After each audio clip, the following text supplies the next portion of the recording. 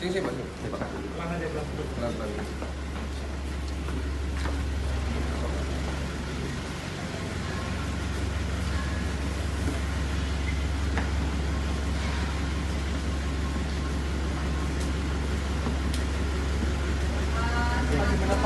Pak, gimana Pak? Tadi di dalam Pak apa saja Pak? Nggak bisa naik. Nggak ada yang di. Nggak bisa naik. Ayo kita Pak. Yang mau Pak, ada yang mau disampaikan Pak? Sampaikan Pak ke masyarakat Pak.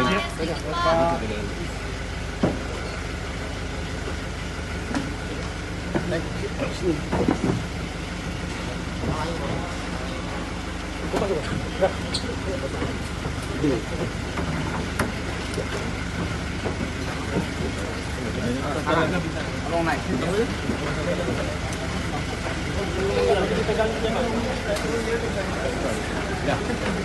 Udah aman.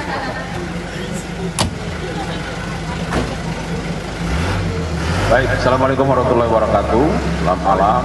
Salam sejahtera untuk kita sekalian. Salam Om Swastiastu, Namo Buddhaya, salam kebajikan, salam bahagia, salam sehat.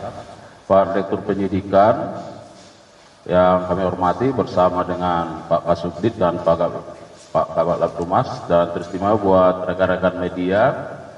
Yang pertama, terima kasih untuk kehadirannya karena pada malam hari ini akan ada keterangan pers yang akan disampaikan oleh Direktur Penyidikan sebagai update dalam penanganan perkara dugaan tindak pidana korupsi pembangunan jalan kereta api ya, Besitang Langsa pada perkeretaapian ya di Medan tahun 2017-2023. Rekan-rekan media, sebelum Pak Direktur Penyidikan menyampaikan keterangannya, ada beberapa hal yang ingin kami sampaikan. Bahwa yang pertama, mencermati dan menyikapi dinamika yang ada di masyarakat, khususnya di media sosial, ya, bahwa kami akan tetap tegar dan tetap semangat ya dalam menjalankan tugas kewenangan, karena ini merupakan amanat rakyat, perintah undang-undang. Oleh karenanya penegakan hukum khususnya di bidang tindak pidana korupsi akan terus dilakukan. Kami tidak akan mundur, dan oleh karenanya dukungan masyarakat, dukungan media kami kira sangat penting ya, bahwa pada kesempatan ini juga nanti barangkali bisa disampaikan pertanyaan terkait hal-hal yang sudah berkembang di masyarakat itu. Yang kedua, bahwa penyidik dan kami akan terus menjunjung tinggi prinsip hukum presumption of innocence ya, praduga tidak bersalah dalam penanganan suatu perkara, khususnya perkara tindak pidana korupsi. Oleh karenanya tahapan-tahapan akan terus dilakukan sampai pada proses di pengadilan. Yang ketiga, rekan-rekan media, bahwa terkait dengan perkara ini, yang bersangkutan sudah beberapa kali dipanggil secara patut, ya, sudah beberapa kali dipanggil secara patut sebagai saksi, namun yang bersangkutan tidak mengindahkan. Oleh karenanya berkat kerjasama tim gabungan ya, baik dari Satgas Siri maupun jajaran Pitsus, mengamankan yang bersangkutan ya, dan hari ini diperiksa. Nah, oleh karenanya bagaimana perkembangannya secara detail rinci akan disampaikan oleh Pak Direktur Penyidikan. Oleh karenanya mari kita simak bersama bagaimana keterangan yang akan disampaikan oleh Direktur Penyidikan terkait dengan perkara ini. Dan setelah ini silakan mengajukan pertanyaan-pertanyaan yang terbaik kaitan dengan isu-isu yang sedang berkembang. Saya kira demikian, kami serahkan kepada Direktur Penyidikan untuk menyampaikan keterangannya. Assalamualaikum warahmatullahi wabarakatuh. Waalaikumsalam warahmatullahi wabarakatuh. Selamat malam, salam sejahtera bagi kita semua. yang saya hormati tentunya teman-teman media yang pada kesempatan ini, malam hari ini hadir bersama kami semua. Yang terhormat Pak Kabus Penkum, pada kesempatan ini izinkan saya ingin menyampaikan perkembangan penyidikan terkait dengan kegiatan pembangunan jalan kereta api Besitang Langsa pada Balai Teknik Perkeretaapian Medan tahun 2017 sampai dengan tahun 2023. Teman-teman jurnalis yang saya hormati, pada hari ini Minggu tanggal 3 November 2024, tepatnya pada jam 12.35 WIB, telah dilakukan penangkapan terhadap saudara PB, di mana penangkapan tersebut dilakukan di Hotel Asri Sumedang, Jalan Mayor Abdurrahman nomor 255, Kota Kaler, Kecamatan Sumedang Utara, Kabupaten Sumedang. Penangkapan dilakukan oleh tim intelijen Kejaksaan Agung Republik Indonesia yang tergabung dalam Satgas Sire bersama dengan penyidik pada Jampitsus. Terkait dengan penyidikan perkara tindak pidana korupsi pembangunan jalan kereta api Besitang Langsa pada Balai Teknik Perkeretaapian Medan tahun 2017 sampai dengan 2023. Berdasarkan surat perintah penyidikan nomor 55 garis miring FD2 garis miring FD.2 garis miring 10 garis miring 2023 tanggal 4 Oktober 2023. Jadi penyidikan ini sudah 1 tahun, di mana saudara PB pada saat itu menjabat sebagai Direktur Jenderal Perkeretaapian pada Kementerian Perhubungan tahun 2016 sampai dengan tahun 2017, dan terakhir saudara PB menjabat sebagai ahli Menteri Bidang Teknologi, Lingkungan dan Energi pada Kementerian Perhubungan Republik Indonesia. Adapun kronologis dari kegiatan tersebut adalah sebagai berikut.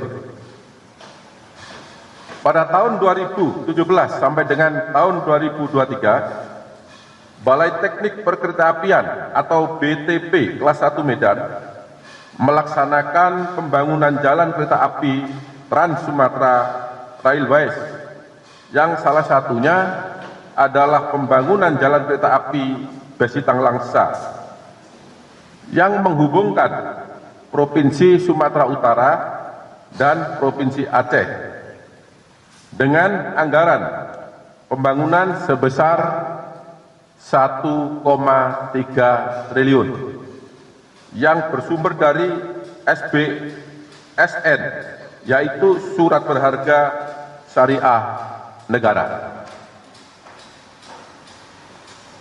Dalam pelaksanaan pembangunan tersebut, saudara PB memerintahkan kuasa pengguna anggaran, yaitu terdakwa NSS yang saat ini perkaranya dalam proses persidangan, memecah pekerjaan konstruksi tersebut menjadi 11 paket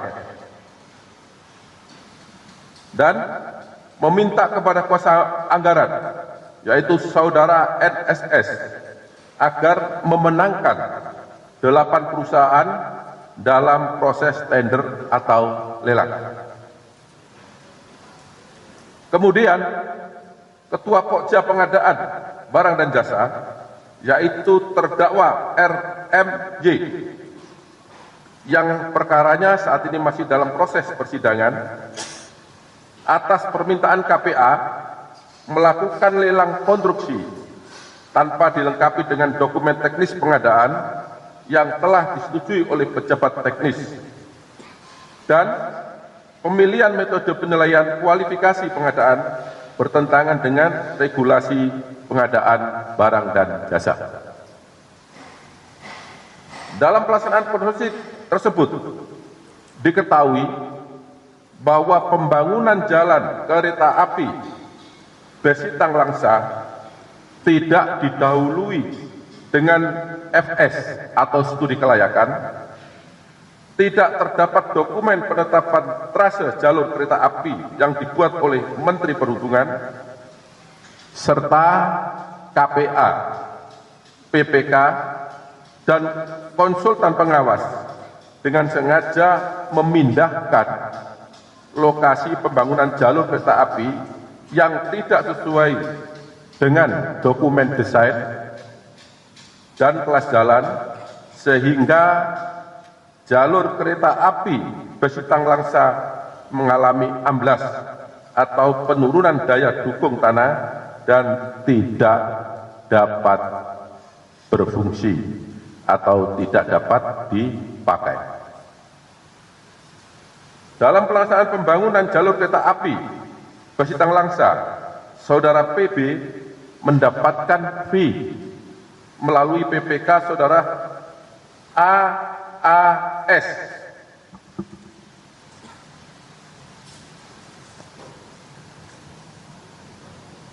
yang bersangkutan juga dalam proses persidangan sebesar 2,6 M dari PT WTJ. Akibat perbuatan Saudara PB tersebut menyebabkan pembangunan jalan kereta api Besitang Langsa tidak dapat difungsikan, sehingga menyebabkan kerugian keuangan negara sebesar 1 triliun 150 juta miliar 87 juta 853.322 rupiah. Hal ini berdasarkan laporan penghitungan kerugian keuangan negara yang telah dilakukan oleh BPKP.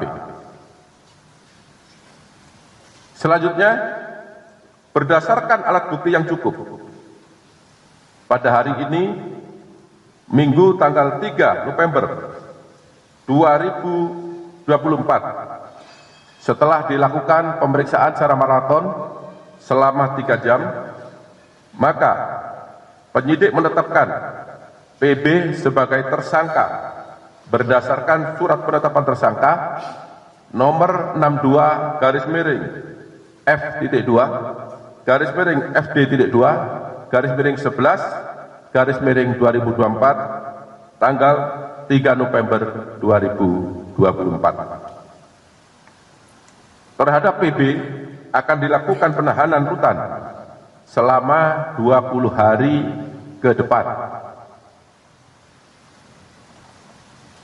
dan akan ditahan di Rutan Salemba Cabang Kejaksaan Agung Republik Indonesia berdasarkan surat perintah penahanan nomor 52 garis miring F.2 garis miring FD.2 garis miring 11 garis miring 2024 tanggal 3 November 2024. Teman-teman jurnalis yang saya hormati, terhadap tersangka